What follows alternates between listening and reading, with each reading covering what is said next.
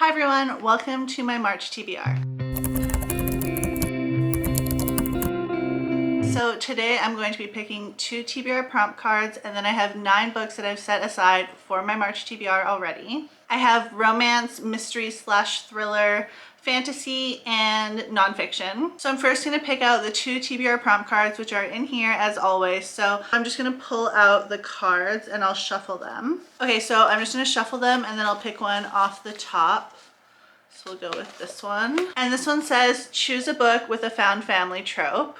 I've said before in TBR videos that this deck of cards is specifically like the fantasy version from this Etsy shop, but I have found that most of the cards can go towards like multiple genres. So I don't stick within the fantasy genre and I can just pick from like whatever genre fits the prompt. So this one is the found family trope.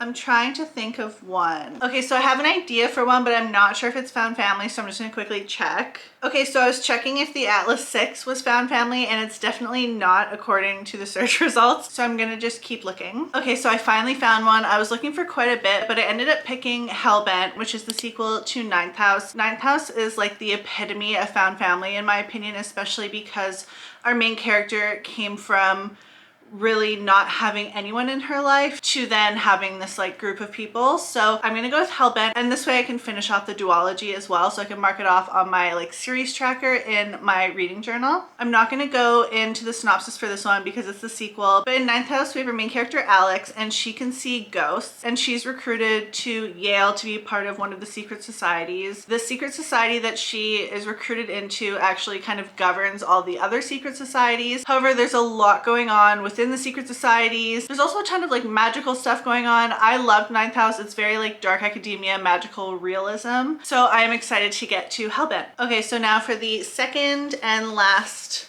card, I'm going to go with this one, which is read a book that is set in the past. So I don't really have a ton of books set in the past, especially when it just comes to like straight up historical fiction. However, one of my friends recently recommended that I read The Alice Network, I believe it's called. And so I put a hold on it on Libby, and it actually just became available today. So I'm probably gonna go with The Alice Network. So for The Alice Network, it's set in 1947 after the ending of World War II. We have 2 main characters. One of them was a spy that was recruited to what is called The Alice Network during World War I. And our other main character is an American socialite who's been searching for his sister. From what I can tell, I think it might be dual timeline. There's something about 1947 and then something about 1915. I love dual timeline. This one does seem like it could be kind of faster paced than what I would assume a historical fiction would be.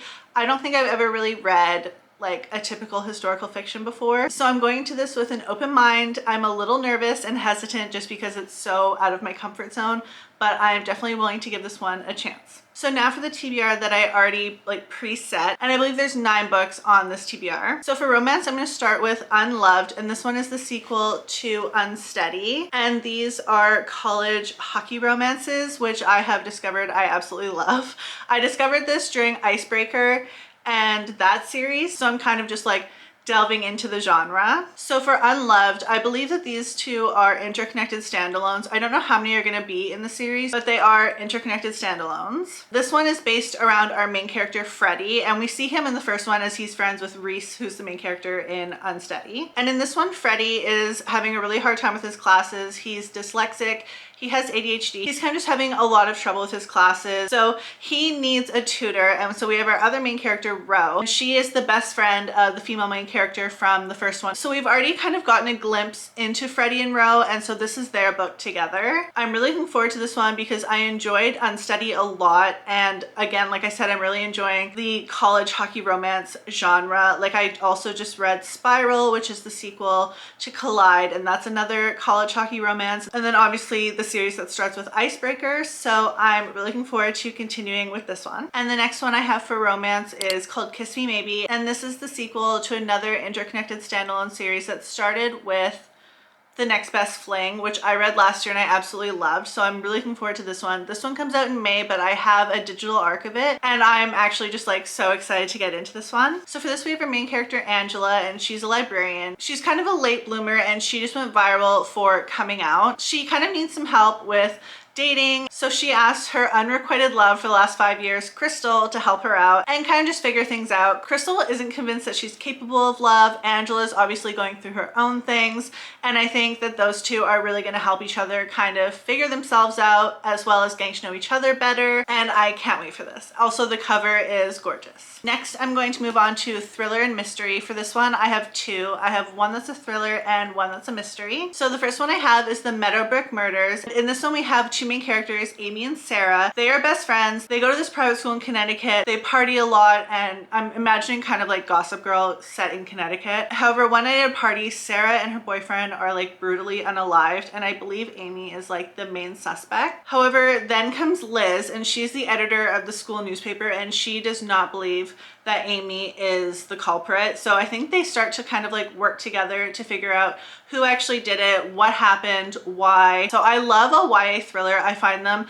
so fun, fast-paced, easy to read, just like a quick read. And I feel like I haven't read one in a while. And then the next one is the mystery, and that is called The Maid's Secret. This is the third in the Molly the Maid series. This series just starts with a book called The Maid, and this one comes out on April 8th. So for this one, we are still following our main character, Molly, and she is still working at the hotel. I think it's like the Regency Grand Hotel, I believe it's called. And one day there's a big art heist at the hotel. I don't know a ton about this one, but if it's anything like the previous two, then Molly really kind of inserts herself into the investigation. She wants to know what's going on. She wants to help solve it. And she has her own ideas that are different from the investigations usually. So like I said, I obviously don't know too much about this one, but I'm really excited to continue with the Molly the Maid series. So now I'm going to be moving on to fantasy, and for this one I have A Circle of Uncommon Witches. In this one we have our main character Doreen, and there's a curse on her family, so she is doomed to die of a broken heart if she can't figure out how to break the curse. And then just on the top of the back it says, a witch cursed to never find true love sets out to break the spell and must team up with the last person who wants to help her, the witch who set the curse in the first place. So Doreen McKinnon is the 13th generation of her family, and she also happens to be the most powerful witch in centuries. So Doreen teams up with Ambrose, who is the witch that set the curse. They end up going through trials. They go to Scotland. There's a bunch of magical stuff that happens. Obviously they're witches. And this one just sounds super interesting to me, and I haven't heard a lot about it, and it did come out in February. The next one I am extremely excited for, and that is called The Wildest Things. And this one is like a dark sapphic Snow White retelling. It is YA, so I don't think it's gonna be too dark and too creepy. And this one just says, in the sapphic Snow White retelling, if Snow is to save her kingdom from being ravaged by the blight, she'll have to kill the evil queen's daughter if she doesn't fall in love with her first. It says friends will become foes, new alliances will form,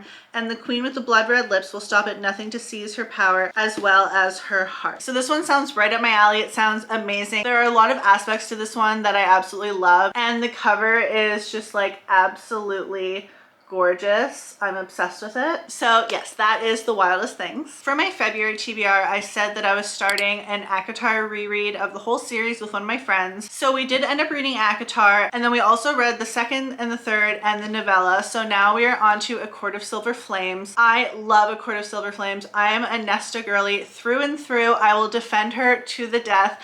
I absolutely love her. I am fully of the belief that the majority of people that don't like Nesta just can't relate to her, and I'm kind of jealous of that. If you can't relate to Nesta, then props to you. I love that for you. But unfortunately, I can very much relate to Nesta, and I love A Court of Silver Flames. This one I think is tied with A Court of Mist and Fury for my favorite. I always say A Court of Mist and Fury is my favorite, but I think this one will become tied with it upon my reread. I'm not going to go into the synopsis for this one. It is the fourth book in the ACOTAR series. I feel like most people have heard of the ACOTAR series, whether they want to or not, and I'm so excited to reread this one and go back to Nesta's story. Lastly, for fantasy, I have mentioned this so many times by now, so I'm so sorry if it's repetitive, but my dad and I are doing a buddy read of the Lord of the Rings series. So we started with The Hobbit, and then we moved on to Fellowship and then Two Towers. So we just finished Two Towers, and we are now about to start Return of the King. Well, I was supposed to start it last week. We're talking about the first few chapters tomorrow night, so I really need to get on that. Return of the King is on my March TBR. I'm so excited. So far, I have liked Two Towers more than The Hobbit and Fellowship. I love them all so far, but I did prefer Two Towers over the other two just because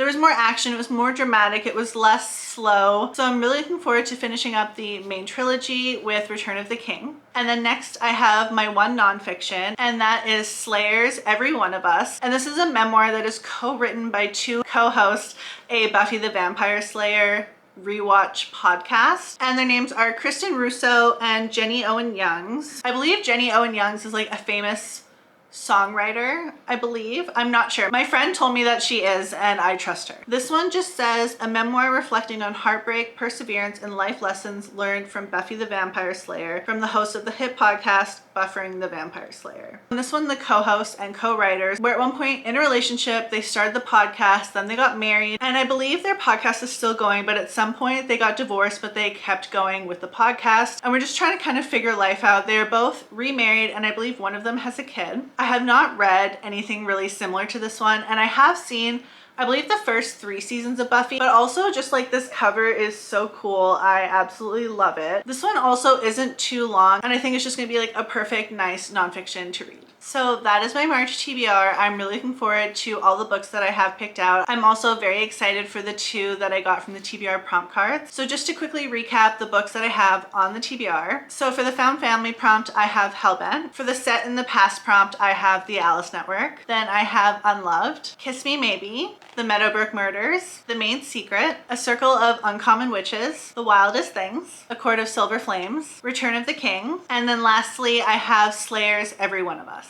So like I said, I'm really looking forward to all the books that I picked to read in March. I made it a goal of mine in 2025 to stick to my monthly TBRs like as much as possible, and I did a pretty good job of that in January and February. I still need to film and post my January wrap up and my February wrap up. Thank you guys so much for watching. I appreciate every single one of you, and I will see you guys again soon. Bye!